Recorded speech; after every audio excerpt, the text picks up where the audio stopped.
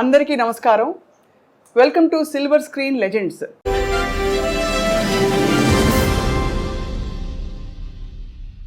ఇవాళ మాట్లాడబోయే లెజెండ్ ప్రతి భాషలో దాదాపు చాలా రకాల పాత్రల్లో విలన్గా, క్యారెక్టర్ ఆర్టిస్ట్గా, ఇంకా హాస్య నటుడిగా అందరినీ అలరించిన మహానుభావులు. దాదాపు 4.5 దశాబ్దాల నటనా ప్రయాణంతో పాటు జీవితంలోని ఎన్నో అనుభవాల్ని నేరుగా చవిచూసిన దిగ్గజం. అండ్ వారు పద్మశ్రీ పురస్కార గ్రహీతగా కూడా అందరికీ సుపరిచితులు.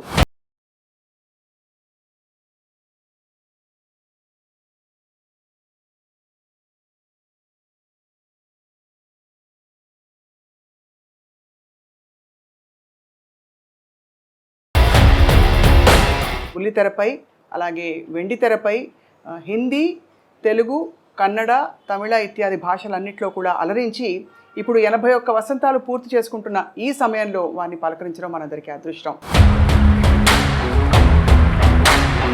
శ్రీ కోటా శ్రీనివాసరావు గారిని పరిచయం చేసుకున్నాం. నమస్కారం సార్. నమస్కారం అమ్మా.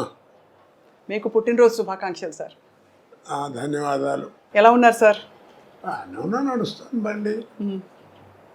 వృద్ధాప్యం అంటారు కదా, 80 దాడుతున్నాయి, 81 ఇప్పుడు. మరి ఏదో కాళ్ళు నొప్పులు, కళ్ళు నొప్పులు ఏదో అంటుండేవారు కదా, అంటాయి కదా, అది తప్పవు.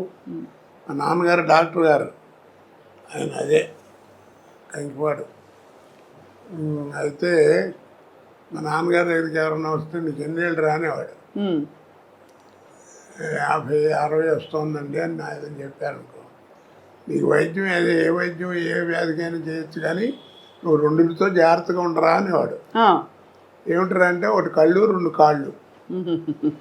ఆ 2 జాగ్రత్తగా ఉంటే నీ పని నువ్వు చేసుకోవచ్చు అని, ఎవరి మీద ఆధారపడకుండా. అవును, అది అలాగా. మీ డైలాగ్ ఒకటి ఎప్పుడు వెంటాడుతుంటుంది సార్, జిస్కే పాస్ పవర్ హోతే హై ఉస్కా రైట్ బి రాంగ్ బి రైట్ హోతా హై. గుర్తుందా సార్ ఈ డైలాగ్? ఏ సినిమాలో? సర్కార్. అది అమితాబ్ బచ్చన్ గారు ఎలాంటి ఆర్టిస్టు, ఎంత గొప్పవాడో మీ అందరికీ తెలిసిన విషయం.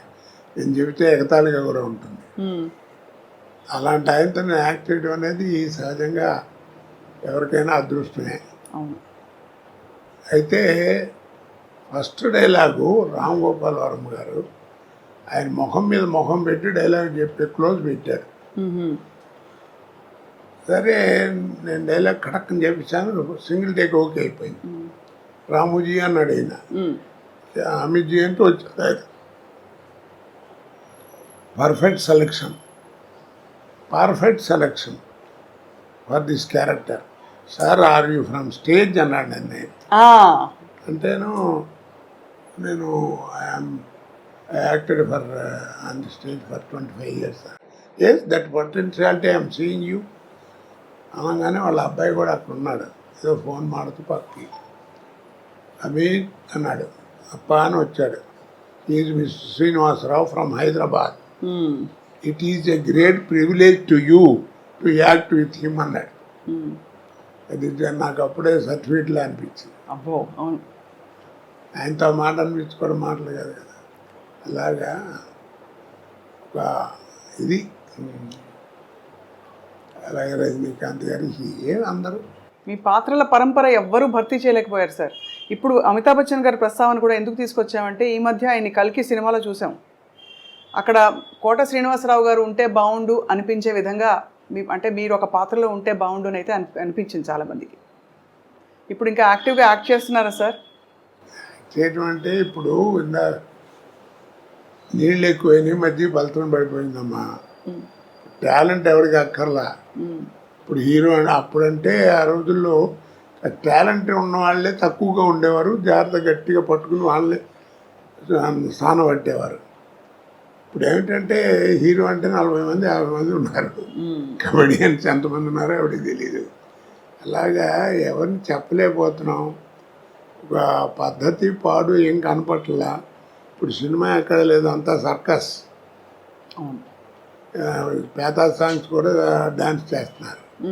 ఇక్కడ సర్కస్ చూడలేక భయపడి మన ఫుడ్ కూడా పోద్దని చెప్పి సర్కస్ కూడా మూసిస్తారు.